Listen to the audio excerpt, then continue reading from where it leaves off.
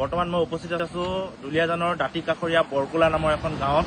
আপোনালোকে দেখিছে চাৰিওফালে জনশূন্য, দুয়োটা চাইডে জনশূন্য, ইয়াত কোনো জনসাধাৰণৰ সমাগম নাই।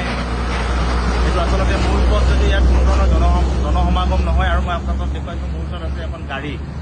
এই গাড়ীখন এই ঠাইডোখৰত, এই জনশূন্য ঠাইডোখৰত সদায় ৰৈ থাকে। Initiative of HSE department oil India limited, HSE অৰ্থাৎ হেল্থ, ছেফটি আৰু এনভাইৰনমেণ্ট। অইল ইণ্ডিয়াই এৱাৰনেছ কৰিবৰ কাৰণে জনসাধাৰণৰ মাজত হেল্থ, ছেফটি আৰু এনভাইৰনমেণ্টৰ ওপৰত সজাগতা বৃদ্ধি কৰিবৰ কাৰণে কিছুমান ভেণ্ডৰক কণ্ট্ৰেক্ট দিয়ে। আৰু সেই কণ্ট্ৰেক্ট মতে তেখেতসকলে এনেকুৱা ধৰণৰ LED স্ক্ৰীণ গাড়ীত গোটেই এডভাৰটাইজ কৰি জনসমাগম অঞ্চলবিলাকত অইল ইণ্ডিয়াৰ যিবিলাক প্ৰকল্প আছে বা হেল্থ, ছেফটি, এনভাইৰনমেণ্টৰ বিষয়ে জনসাধাৰণক সজাগতা কৰিব লাগে। আৰু আমি প্ৰতিদিনে মই যেতিয়া ঘৰলৈ যাওঁ লক্ষ্য কৰোঁ যে অইল ইণ্ডিয়া লিমিটেডৰ এই গাড়ীখন LED স্ক্ৰীণ লৈ এইদৰে এই গছ এজোপাৰ তলত দিনৰ পৰা দিনটো বহি থাকে। আজি আমি তেখেতক সুধিলো যে তেখেতৰ কাম কি। তেখেতে কৈছে যে এৱাৰনেছ কৰিব লাগে। আৰু এৱাৰনেছৰ নামত প্ৰতিদিনেই এই গাড়ীখন এনেকৈ থিয় হৈ থাকে, না LED স্ক্ৰীণখন চলায়, না গাড়ীখন ক'ৰবাত থিলে ৰাতিপুৱাই ওলাই আহে। ইয়াতে ৱেষ্ট বেংগলৰ এজন ড্ৰাইভাৰ আছে, গাড়ীখনো ৱেষ্ট বেংগলৰ হয়, ৱেষ্ট বেংগল ৰেজিষ্ট্ৰেশ্যন।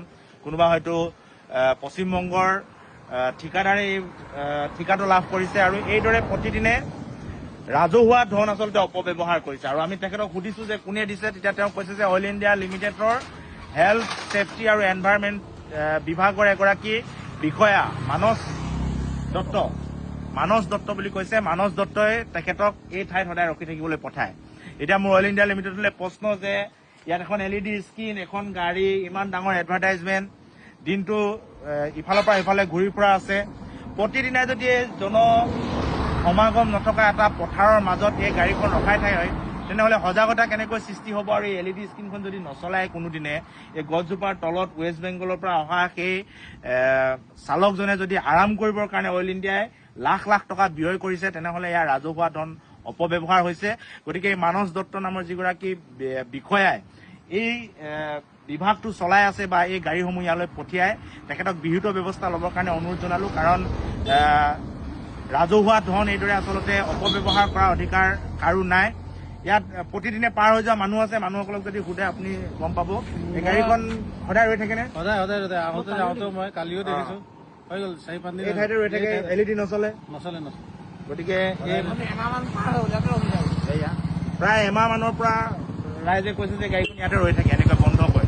গতিকে প্ৰতিদিনে কিমান লাখ লাখ টকা এই ঠিকাদাৰ প্ৰতিষ্ঠানটো ইয়াৰ লগত জড়িত বিষয়ববীয়াসকলে, অইল ইণ্ডিয়া লিমিটেডৰ বিষয়ববীয়াসকলে খৰচ কৰিছে, সেই কথাটো আচলতে ভাবিবলগীয়া, চিন্তিবলগীয়া।